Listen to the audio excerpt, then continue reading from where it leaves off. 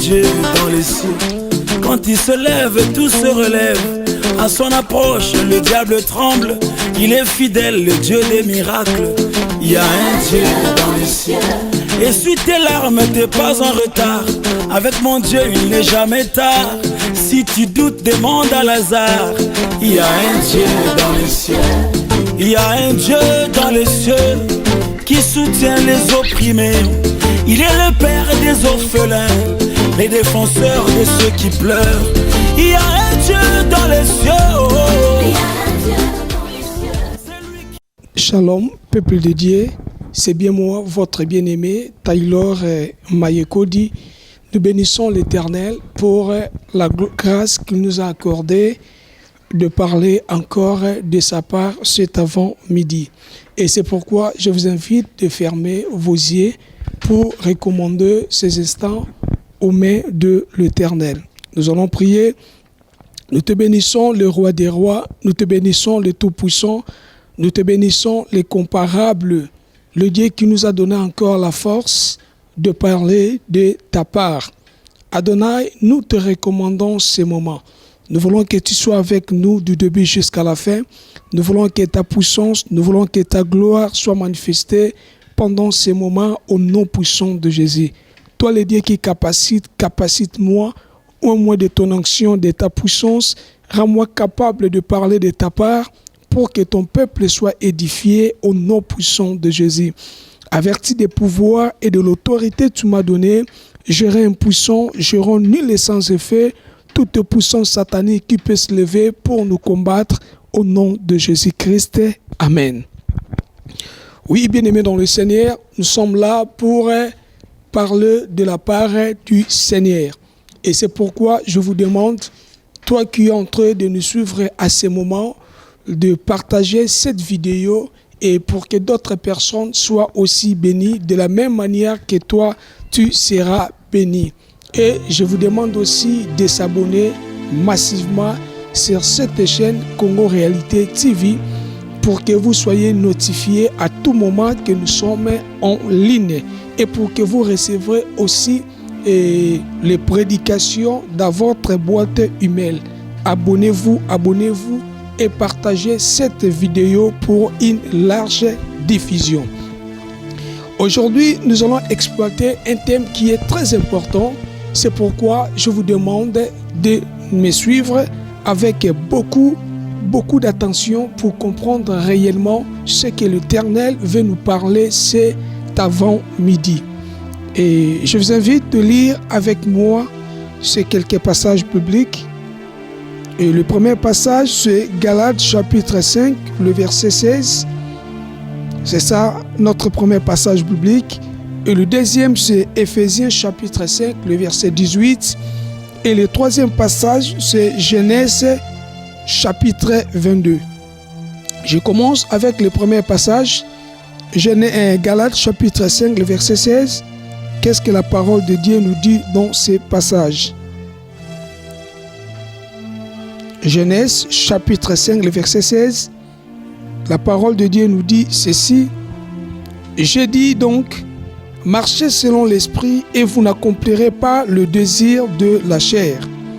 Car la chair a des désirs contraires à ceux de l'esprit et l'esprit en a contraire à ceux de la chair. Ils sont opposés entre eux, afin que vous ne fassiez point ce que vous voudrez. Si vous êtes conduit par l'esprit, vous n'êtes point sous la loi. Or, les œuvres de la chair sont manifestes. Ce sont l'impudicité, l'impureté, la dissolution, l'idolâtrie, la magie, les immunités, les querelles, les jalousies, les animosités, les disputes, les divisions, les sectes, l'envie, l'ivrognerie, les excès de table et les choses semblables. Et je vous dis d'avance, comme je l'ai déjà dit, que ceux qui commettent de telles choses n'hériteront point le royaume de Dieu. Mais le fruit de l'esprit, c'est l'amour, la joie, la paix, la patience, la bonté, la bénité, la douceur, la tempérance. La loi n'est pas contre ces choses. Ceux qui sont à Jésus-Christ ont crucifié la chair avec ses passions et ses désirs. Si nous vivons par l'esprit, marchons aussi selon l'esprit. J'aimerais que tu soulignes dans ta Bible cette phrase. Si nous vivons par l'esprit, marchons aussi selon l'esprit. Le deuxième passage, c'est Éphésiens chapitre 5, le verset 18. Qu'est-ce que la parole de Dieu nous dit dans ce passage biblique? Éphésiens chapitre 5, le verset 18. Ne vous enivrez pas de vin, c'est la débauche. Soyez au contraire remplis de l'esprit. Je recommence. Ne vous enivrez pas de vin, c'est la débauche. Soyez au contraire remplis de l'esprit. Le dernier passage, Genèse chapitre 22. Genèse chapitre 22. Après ces choses, donc Genèse chapitre 22, le premier verset. Après ces choses, Dieu mit Abraham à l'épreuve et lui dit, Abraham, il répondit, me voici. Dieu dit, prends ton fils, ton unique, celui que tu aimes, Isaac, va-t'en au pays de Morija, et là, offre-le en holocauste sur l'une des montagnes que je te dirai. Abraham se leva de bon matin, sella son âne et prit avec lui deux serviteurs et son fils Isaac. Il fondit du bois pour l'holocauste et partit pour aller au lieu que Dieu lui y avait dit. Que gloire soit rendue à l'Éternel. Bien-aimés dans le Seigneur, nous sommes en train de parler sur un thème très important. Et le thème que nous sommes en train d'exploiter aujourd'hui est intitulé « La marche ». Bien-aimés, pendant cette période de confinement, il est important de veiller sur notre marche. Et j'aimerais d'abord définir le mot « marche » selon les dictionnaires. Le mot « marche » veut dire quoi? Le mot « marche », ça veut dire l'ensemble de pas à réaliser pour se déplacer d'un endroit à un autre. L'ensemble des pas à réaliser pour se déplacer d'un endroit à un autre. Je donne un exemple. Je suis ici et je vais aller de l'autre côté. Et pour aller là-bas, je dois réaliser quelques pas pour arriver de l'autre côté. Mais dans l'ensemble des pas que je dois réaliser pour arriver de l'autre côté, c'est ça ce qu'on appelle la marche. Maintenant, par rapport à notre message d'aujourd'hui, les mots marche incarnent beaucoup de choses. Les mots marche symbolisent ou les mots marche expriment beaucoup de choses. Il exprime quoi? Il exprime d'abord notre façon de se comporter et notre façon de vivre. Donc, lorsque nous sommes en train de parler sur la marche, nous voulons parler sur notre façon de se comporter. Nous voulons parler sur notre façon de vivre. Nous voulons parler sur notre façon d'agir. Nous voulons parler sur notre façon de parler, notre façon de penser. Et par rapport au passage de Galates, chapitre 5, le verset 16, nous retenons deux types de marches. Le premier type, c'est la marche selon l'esprit. Et le deuxième type, c'est la marche selon la chair. Maintenant, quelle est la différence qui existe entre la marche selon l'esprit et la marche selon la chair? La marche selon l'esprit, c'est le fait de se laisser guider, de se laisser diriger, de se laisser conduire par l'esprit. Donc, lorsque une personne se laisse guider, se laisse conduire, se laisse diriger par l'esprit de Dieu, cette personne-là, il marche selon l'esprit. Et maintenant, la marche selon la chair, c'est quoi? C'est le fait de se laisser guider, de se laisser diriger, de se laisser conduire par le désir de la chair. Donc, c'est ça un peu la différence qui existe entre la marche selon l'esprit et la marche selon la chair. Mais enfants de Dieu que nous sommes, toi qui es en train de me suivre à ce moment, bien aimé dans le Seigneur, nous ne sommes pas appelés à marcher selon la chair, mais nous sommes appelés à marcher selon l'esprit. Parce que la Bible est claire. Dans ce passage biblique de Galates chapitre 5, le verset 16, c'est l'apôtre Paul qui est en train de parler. Il parlait au peuple de Galates que nous sommes appelés de marcher selon l'esprit. Pourquoi? Parce que lorsque nous marchons selon l'esprit, à ce moment-là, nous allons faire des choses qui donnent gloire à l'Éternel. Mais lorsque nous marchons selon la chair, nous sommes dans l'impossibilité de faire des choses qui donnent gloire à l'Éternel. Et c'est pourquoi dans ce passage biblique, l'apôtre Paul dit, le désir de la chair sont contraires à ceux de l'esprit. Et ceux de l'esprit est aussi contraire à ceux de la chair. Ils sont opposés. Donc, enfant de Dieu, toi qui es en train de me suivre, bien-aimé dans le Seigneur, pendant ces moments de confinement, nous sommes appelés à marcher selon l'esprit. Nous ne sommes pas appelés à marcher selon la chair, mais nous sommes appelés à marcher selon l'esprit. Parce que lorsque nous allons marcher selon l'esprit, à ce moment-là, notre Dieu sera glorifié. Notre Dieu sera exalté. Mais lorsque nous allons marcher selon la chair, notre Dieu ne sera pas glorifié. Mais à ce moment-là, c'est le diable qui sera glorifié. Il y a une chose qui est très importante que nous devons retenir, peuple de Dieu, que derrière toute marche, il y a les conséquences. Celui qui marche selon l'Esprit de Dieu, derrière cette marche, il y a des conséquences. Et derrière aussi la marche selon la chair, il y a aussi des conséquences. Mais la différence, c'est quoi? Derrière celui qui marche selon l'esprit, il y a des conséquences positives. Mais derrière celui qui marche selon la chair, il y a des conséquences négatives. Et l'une des conséquences, bien aimé dans le Seigneur, qui arrive dans la vie de celui qui marche selon l'esprit, c'est le maintien de sa relation et son communion avec Dieu. J'aimerais que nous comprenions, bien aimés, que lorsque nous acceptons Jésus-Christ dans notre vie comme Seigneur et Sauveur, il y a des choses qui s'établissent. La première chose, c'est quoi? C'est notre relation avec Dieu. Et la deuxième chose, c'est notre communion. Parce que auparavant, avant d'accepter Christ dans notre vie comme Seigneur et Sauveur, notre relation avec Dieu, c'est une relation entre créateur et créature. Donc, tu es créature de Dieu et Dieu est ton créateur. Maintenant, lorsqu'on accepte Jésus-Christ dans notre vie comme Seigneur et Sauveur, notre relation change. Je deviens enfant de Dieu et Dieu devient mon Père.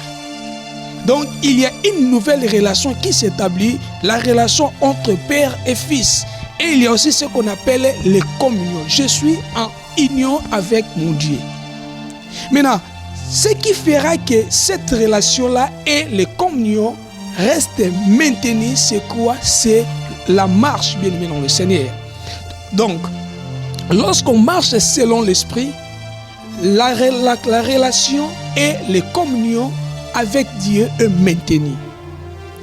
Mais lorsqu'on ne marche pas selon l'Esprit, lorsqu'on marche selon la chair, bien aimé dans le Seigneur, notre relation, notre communion avec Dieu est brisée. J'aimerais te parler, mon frère, toi qui me suis à ce moment. S'il y a une relation à protéger, c'est notre relation avec Dieu. Parce que lorsque nous sommes en relation avec Dieu, nous allons bénéficier beaucoup de choses de la part de Dieu. De la même manière, lorsque nous sommes en relation avec les hommes, avec une personne, nous bénéficions aussi des choses de la part de la personne à laquelle nous sommes en relation. Et lorsque nous sommes en relation avec Dieu, nous bénéficions aussi beaucoup de choses. C'est pourquoi j'aimerais te parler, toi qui me suis en ce moment, s'il y a une relation à protéger, c'est notre relation avec Dieu. Tu dois protéger cette relation, mon frère. Tu dois protéger cette relation, ma sœur, afin de bénéficier, pas des choses terrestres, mais de bénéficier des choses célestes. Et sache-le très bien, tu vas bénéficier des choses, pas qui va te mortifier, mais tu vas bénéficier des choses qui vont te vivifier. Parce que tu es en relation, pas avec n'importe qui, mais tu es en relation avec le Tout-Puissant. Tu es en relation avec le Roi des Rois. Tu es en relation, bien aimé dans le Seigneur, avec celui qui est capable de changer l'histoire de ta vie en un clin d'œil. C'est une relation à protéger. Et pour protéger ta relation avec Dieu, tu es appelé à marcher selon l'esprit. Mais lorsque tu marches selon la chair, à ce moment-là, tu es en train de détruire ta relation avec Dieu. Et c'est pourquoi aujourd'hui, beaucoup de personnes, ils veulent bénéficier de Dieu des grandes choses, l'élévation, mais cela devient impossible. Pourquoi devient impossible? Parce que la relation est déjà détruite. Donc nous sommes appelés, bien aimés dans le Seigneur, de protéger notre relation avec Dieu. Et comment nous allons protéger notre relation et notre communion avec Dieu? C'est lorsque nous marchons selon l'esprit et non selon la chair.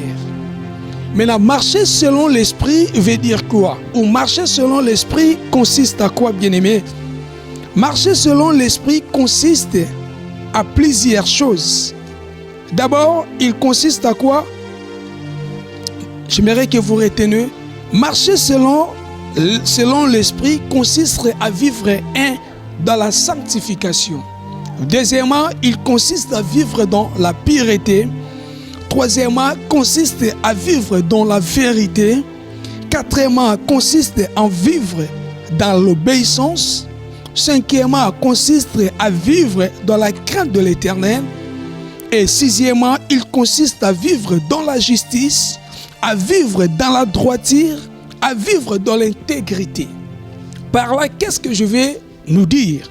Pour protéger notre relation avec Dieu, pour protéger notre communion avec Dieu, nous sommes appelés à vivre dans la sanctification.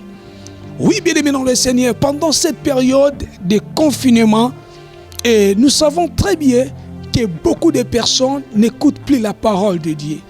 Et tellement ils n'écoutent plus la parole de Dieu, beaucoup de personnes vivent maintenant dans le péché.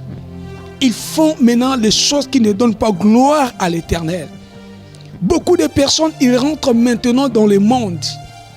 J'aimerais te rappeler aujourd'hui, bien-aimé, nous ne sommes pas appelés à abandonner notre foi.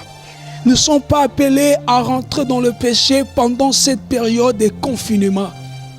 Mais nous sommes toujours appelés à vivre dans la sanctification, bien-aimé dans le Seigneur, pour protéger notre relation avec Dieu.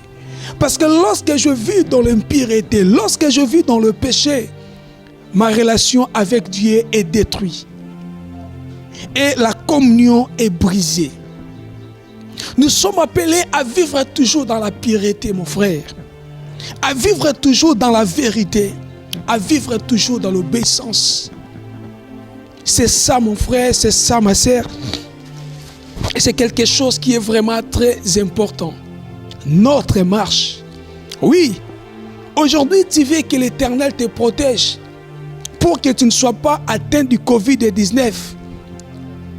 Ce n'est pas mauvais, c'est bien ce que tu es en train de désirer. Mais tu dois aussi te poser des questions. Tu marches comment? Est-ce que tu marches selon l'esprit ou tu marches selon la chair? Aujourd'hui, tu pries pour ta famille. Oh, Éternel, protège mes enfants. Éternel, protège mes parents pour qu'ils ne soient pas atteints du Covid-19. Mais j'aimerais aussi que tu te poses des questions. Pendant cette période de confinement, comment tu marches, mon frère? Est-ce que tu marches selon l'esprit? Parce que la Bible est claire. La Bible dit, l'ange de l'Éternel campe autour de ceux qui craignent l'Éternel et les arrache au danger. C'est-à-dire, l'ange de l'Éternel, il campe autour de ceux qui marchent selon l'esprit. Parce que celui qui marche selon l'esprit, il craint l'Éternel. Mais toi, tu veux être protégé au moment où tu ne marches pas selon l'esprit. Bien, mais tu veux être protégé au moment où tu marches selon la chair. Tu vis dans le péché. Tu fais des choses qui ne donnent pas gloire à l'Éternel. Tu vis dans les mensonges. Tu vis dans la désobéissance de la parole de Dieu. Pendant ces moments de confinement, bien-aimé dans le Seigneur, toi, tu cherches toujours à commettre le péché. Tu cherches toujours à être enivré de boissons alcooliques. J'aimerais te dire, mon frère, à ce moment-là, tu seras exposé. Et la protection sera impossible. Ce sera difficile dans ta vie. Deuxièmement, la marche maintenant selon la chair consiste à quoi? Parce que je suis en train de parler sur la marche. Et je dis bibliquement, il y a deux types. Donc selon le livre de Galates chapitre 5, le verset 6, nous avons vu deux types de marche. Il y a la marche selon l'esprit et il y a la marche selon la chair. Et je dis la marche selon l'esprit, c'est le fait de se laisser conduire, de se laisser diriger par l'Esprit de Dieu. Et la marche selon la chair, c'est le fait de se laisser guider, de se laisser conduire par le désir de la chair. Il consiste à vivre dans le mensonge. Il consiste à vivre dans l'impudicité. Il consiste à vivre dans la haine. Il consiste à vivre dans le péché. Donc, la marche selon la chair consiste à faire des choses qui ne glorifient pas Dieu. Mon frère, toi qui me suis à ce moment, peut-être tu te dis, tu es chrétien, tu es enfant de Dieu. Mais si tu vis dans le mensonge, si tu vis dans l'escroquerie, si tu vis dans l'impudicité, sache-le très bien, tu ne marches pas selon l'esprit, mais tu marches selon la chair. Et tellement tu marches selon la chair, sache-le très bien, tu es en train de détruire ta relation avec Dieu. Tu es en train de briser ta communion avec Dieu. C'est pourquoi aujourd'hui tu dois prendre la décision d'abandonner ces choses bien-aimées dans le Seigneur. Tu dois prendre la décision d'abandonner le péché, mon frère. Tu dois prendre la décision d'abandonner l'ivrognerie, d'abandonner l'escroquerie pour que ta relation et ta communion avec Dieu soient protégées. Je suis en train de dire, s'il y a une relation à protéger, c'est notre relation avec Dieu. Je vois certaines personnes, ils protègent leurs relations avec les hommes, mais pas avec Dieu. Or, la meilleure relation à protéger, bien aimé dans le Seigneur, c'est notre relation avec Dieu. Et c'est pourquoi nous devons marcher selon l'esprit et non selon la chair. Tu me suis à ce moment, est-ce que tu marches selon l'esprit? Si tu ne marches pas selon l'esprit, je te demande, mon frère, de prendre la décision de marcher selon l'esprit et non selon la chair pour protéger ta relation avec Dieu. Il est important encore de savoir ceci, que chaque relation paye. Et le salaire d'une relation dépend aussi de la nature de la relation. J'aimerais que vous le reteniez parce que c'est quelque chose qui est très, très, très important. Chaque relation paye, mon frère. Chaque relation paye, ma sœur. Et je dis ceci, le salaire d'une relation dépend aussi de la nature. Nous devons noter que notre relation avec Dieu paye mieux que la relation avec les hommes. Parce que la relation avec les hommes, il peut te payer la déception. La relation avec les hommes, il peut te payer la trahison. La relation avec les hommes, il peut te payer le dispute. Il peut te payer le querelle. Mais la relation avec Dieu, bien aimé dans le Seigneur, aucun jour te payera la déception. La relation avec Dieu, aucun jour te payera la trahison. Mais la relation avec Dieu te payera toujours de bonnes choses, mon frère.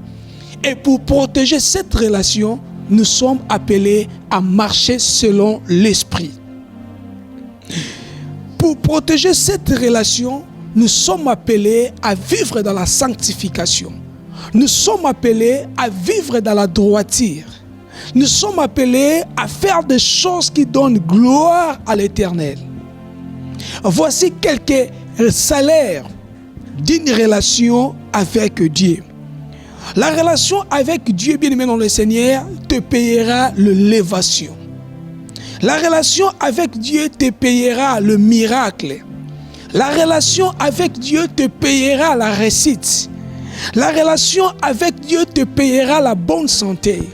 C'est pourquoi j'aimerais te parler, toi qui me suis à ce moment. Tu veux vivre l'élévation dans ta vie. Tu veux vivre les miracles dans ta vie. Tu veux vivre, bien-aimé dans le Seigneur, la réussite dans ta vie. Je t'invite de protéger ta relation avec Dieu. Et comment tu peux protéger ta relation avec Dieu? C'est en marchant selon l'esprit et non selon la chair. Mon frère, là où tu me suis à ce moment, tu es malade. Tu cherches la guérison. Oui, j'aimerais te parler. Pour toi, la guérison n'est pas impossible. Mais pour toi, la guérison est possible. Mais pour bénéficier le miracle dans ta santé, veille sur ta relation avec Dieu. Veille sur la relation comment? En marchant selon l'esprit. En marchant selon l'esprit. Oui, tu veux être élevé, mon frère. Je t'invite de prendre maintenant la décision de marcher selon l'esprit. De prendre maintenant la décision de ne plus marcher selon la chair, mais de marcher selon l'esprit. Parce que celui qui marche selon l'esprit, il sera élevé. Celui qui marche selon l'esprit vivra le miracle. Celui qui marche selon l'esprit, la réussite est certaine dans sa vie. Celui qui marche selon l'esprit, la bonne santé est certaine dans ta vie. Mais lorsque tu marches selon la chair, sache-le très bien, la déception est certaine dans ta vie. Sache-le très bien, la trahison est certaine dans ta vie. Et c'est pourquoi vous allez remarquer, la personne telle que Lazare, il était mort. Mais qu'est-ce qui a fait que Lazare soit ressuscité un jour? C'était à cause de sa relation. Lazare n'avait pas la relation avec n'importe qui.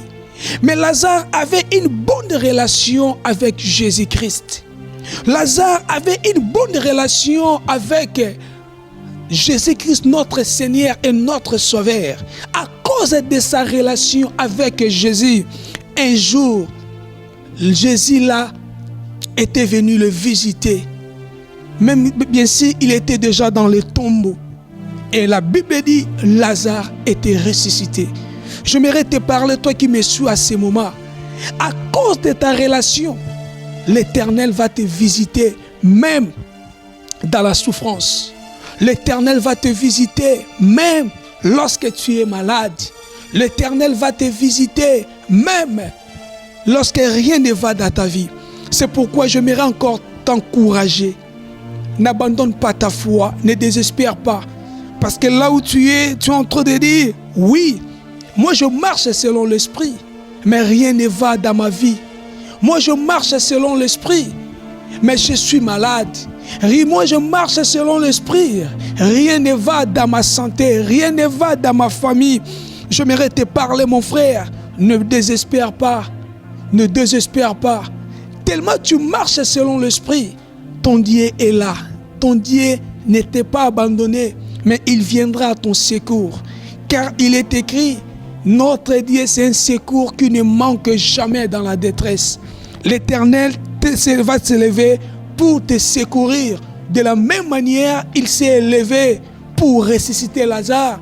Il viendra aussi te secourir, bien-aimé dans le Seigneur, dans la détresse de la pauvreté, dans la détresse de la maladie, dans la détresse de Covid-19. Mais j'insiste, pour que cela soit possible, nous sommes appelés à marcher selon l'esprit et non selon la chair. Autrement dit, nous sommes appelés à vivre dans la sanctification. Nous sommes appelés à vivre dans l'obéissance. nous sommes appelés à vivre dans la droiture. Nous sommes appelés à vivre de l'intégrité et toutes ces choses ne seront pas impossibles, mais seront possibles dans notre vie. Et pour clôturer mon message, il y a une question que tu es en train de se poser là où tu es. Comment peut-on marcher selon l'esprit? Parce que nous sommes en train de parler sur la marche selon l'esprit et la marche selon la chair. Maintenant, comment peut-on marcher selon l'esprit? Bien-aimé dans le Seigneur, pour marcher selon l'esprit, tu dois d'abord désirer l'ivresse de l'esprit. Tu dois désirer l'ivresse de l'esprit. Pourquoi? Parce que celui qui est ivre ne marche plus selon lui, mais il marche selon son ivresse.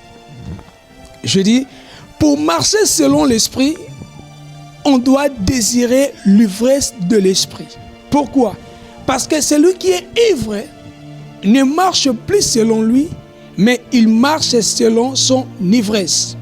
Donc, lorsque tu seras ivre de l'esprit, tu ne vas plus marcher selon toi. Lorsque tu seras ivre de l'esprit, tu ne vas plus marcher selon les désirs. Tu ne vas plus marcher selon la chair. Mais lorsque tu seras ivre de l'esprit, à ce moment-là, tu vas marcher selon l'esprit. C'est pourquoi je te demande, mon frère, ce n'est pas impossible pour que tu marches selon l'esprit. Mais c'est possible. Mais pour que cela soit possible pour toi, tu es appelé à désirer l'ivresse de l'esprit. Et dans le livre d'Éphésiens chapitre 5, le verset 18, écoutez ce que la Bible nous dit. Ne vous enivrez pas du vin parce que c'est de la débauche, mais soyez ivres de l'esprit. Mon frère, nous sommes appelés à être ivres. Nous ne sommes pas appelés à être ivres de boissons alcooliques, mais nous sommes appelés à être ivres de l'esprit. Mais lorsque on sera ivre de l'esprit, à ce moment-là, nous allons marcher selon l'esprit. Aujourd'hui, beaucoup de personnes sont incapables de marcher selon l'esprit parce qu'ils ne sont pas ivres de l'esprit, mais ils sont ivres des choses de ce monde. Ils sont ivres des boissons alcooliques. Oui, mon frère, je te parle aujourd'hui. Tu ne dois pas être ivre des choses de ce monde. Mais je te parle, mon frère, pour marcher selon l'esprit, tu dois être ivre de l'esprit. Et pour être ivre de l'esprit, mon frère, tu dois avoir la soif de l'ivresse. Tu dois avoir la soif. À tout moment, tu dois prier. Tu dois demander cette ivresse à l'Éternel. Que l'Éternel enivre moi. Que l'Éternel, je vais être ivre de ton esprit. Et lorsque tu auras la soif et tu pries à l'Éternel, l'Éternel va te rendre ivre, bien-aimé. Et l'Éternel va te rendre ivre. Et lorsque tu seras ivre, à ce moment-là, tu vas marcher selon l'esprit. Dans le passage de Genèse chapitre 22, on nous parle d'Abraham. Cet homme, il marchait vraiment selon l'esprit. Imaginez-vous, il a eu son enfant Isaac à l'âge de 100 ans. Mais le Dieu là qu'il a donné Isaac lui demande encore, donne-moi Isaac. Bien aimé dans le Seigneur, ce n'était pas facile. Abraham a accepté de donner à Dieu Isaac qu'il a eu à l'âge de 100 ans. Mais pour agir ainsi, tu dois être une personne qui marche selon l'esprit. Abraham avait marché selon l'esprit. Et tellement il marchait selon l'esprit, regarde bien aimé dans le Seigneur, il était incapable, bien aimé, de refuser, de mettre à la disposition de l'Éternel ce que l'Éternel avait besoin. Mais pour la personne qui marche selon la chair, il ne peut pas. Il peut dire, j'ai eu mon enfant à l'âge de 100 ans. Je ne peux pas sacrifier mon enfant. Mais Abraham, tellement il marchait selon l'esprit, il était prêt de sacrifier son enfant. C'est pourquoi aujourd'hui, beaucoup de personnes, ils sont incapables de soutenir l'œuvre de Dieu. Et regarde, pendant ces périodes de confinement, je donne ma dîme pendant cette période de confinement, est-ce que je peux soutenir l'œuvre de Dieu? Oui.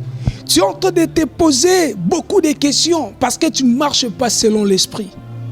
Celui qui marche selon l'esprit, il ne peut pas se poser beaucoup de questions pour soutenir l'œuvre de Dieu. Est-ce que pendant cette période de confinement, je suis obligé de payer les loyers? J'aimerais te poser une question. Est-ce que pendant cette période de confinement, toi tu n'aides pas tes parents, toi tu n'aides pas tes enfants? Mais si tu aides tes parents, pourquoi pas tu ne peux pas aider tes parents spirituels, ou pourquoi tu ne peux pas aider l'œuvre de Dieu? Pendant cette période de confinement, tu payes les loyers pour ta famille, tu payes les loyers pour tes parents. Et pourquoi pas tu peux payer le loyer pour le temple de Dieu?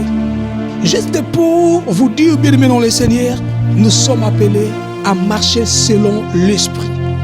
Celui qui marche selon l'Esprit, il fera toujours des choses qui donnent gloire à l'Éternel.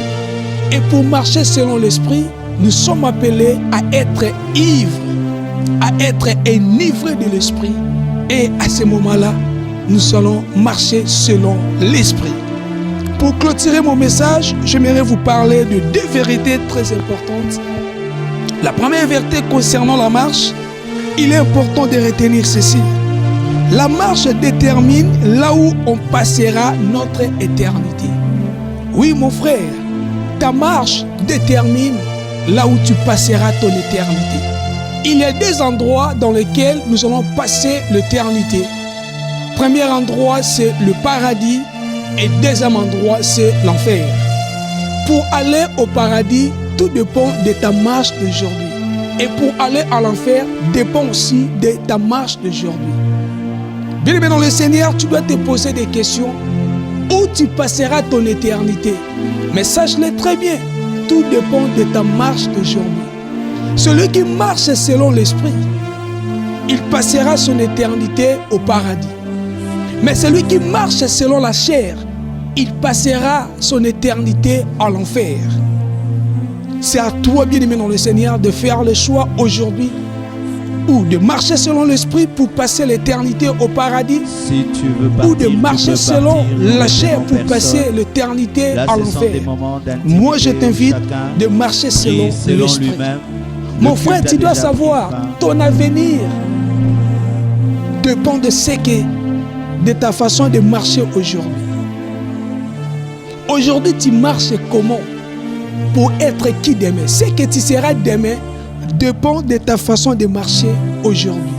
C'est pourquoi je te demande de veiller sur ta marche, mon frère, de veiller sur ta marche, ma sœur. Et la dernière vérité est que la marche selon l'Esprit te prédispose pour le paradis. Mais la marche selon la chair te prédispose pour l'enfer. Gloire soit rendue à l'Éternel pour ce moment, pour ce bon moment de la parole. C'est pourquoi je vous demande, bien-aimés dans le Seigneur, de mettre ces messages en pratique afin que vous soyez visités par le Tout-Puissant. J'ai résumé mon message en disant ceci. Nous sommes appelés à marcher selon l'Esprit et non selon la chair pour protéger notre relation et notre communion avec Dieu. Et pour marcher selon l'Esprit, ce n'est pas par notre force, mais c'est par l'aide du Saint-Esprit. Nous devons désirer l'ivresse du Saint-Esprit, que le Saint-Esprit nous aide. Et à ce moment-là, nous allons marcher selon l'Esprit. Je vous invite de fermer vos yeux là où vous êtes et nous allons prier l'Éternel. Béni soit ton nom, Adonai, pour ces messages. Que ton nom soit élevé à jamais. Que ton nom soit élevé à perpétuité pour ces messages. Adonai, nous avons besoin de ton aide, car il est écrit dans ta parole, sans toi, on ne peut rien faire. Rends-nous ivres, Père éternel, de ton esprit. J'ai prié pour tous les bien-aimés qui nous suivent à ce moment.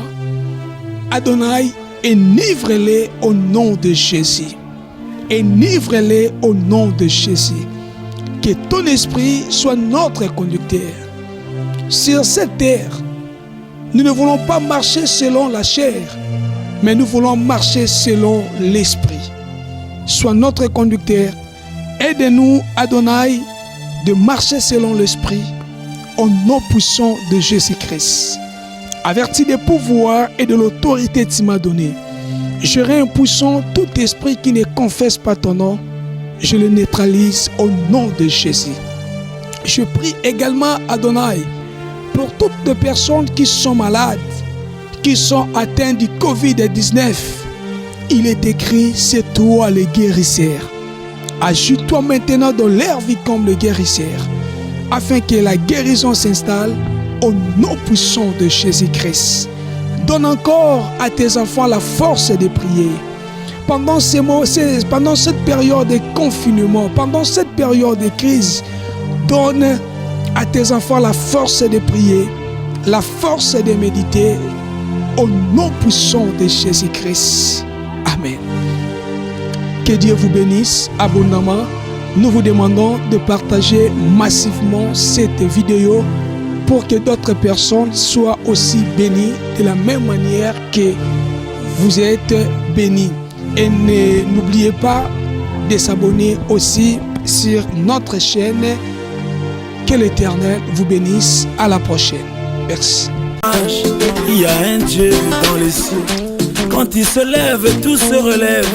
À son approche, le diable tremble. Il est fidèle, le Dieu des miracles. Il y a un Dieu dans les cieux. Essuie tes larmes, t'es pas en retard. Avec mon Dieu, il n'est jamais tard. Si tu doutes, demande à Lazare. Il y a un Dieu dans les cieux. Il y a un Dieu dans les cieux qui soutient les opprimés. Il est le père des orphelins, les défenseurs de ceux qui pleurent. Il y a un Dieu dans les cieux. Il y a un Dieu.